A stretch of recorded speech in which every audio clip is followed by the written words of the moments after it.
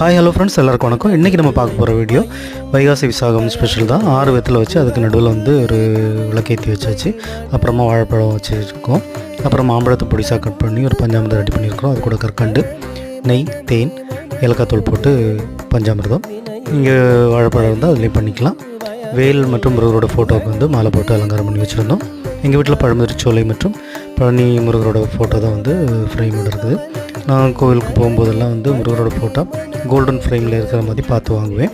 இனி அறுபடை பாக்கியுள்ள படை வீடுகளுக்கு போகும்போது மீதி உள்ள முருகன் ஃபோட்டோவும் வாங்கணும். சுவாமிமலை மட்டும் போகல, பாக்கி 5 படை வீடும் போயிருக்கிறேன். அப்புறம் மருதமலையும் போயிருக்கிறேன். நீங்கள் எத்தனை படை வீடுக்கு போயிருக்கீங்கன்னு கமெண்ட் பண்ணுங்கள். எங்கள் வீட்டில் நல்லா சாமிக்கு தீபாவளிலாம் கொடுத்து நல்லா கும்பிட்டோம். அதேமாதிரி பக்கத்தில் உள்ள முருகன் கோவிலுக்கும் அபிஷேகத்துக்கு உண்டான பொருட்கள்லாம் வாங்கி கொடுத்தோம். இந்த வீடியோ உங்களுக்கு பிடிச்சிருந்தா லைக் பண்ணுங்கள். வேல்வேல் முருகா, வெற்றிவேல் முருகா, கந்தனுக்கு அரோகரா, கடம்பனுக்கு அரோகரா.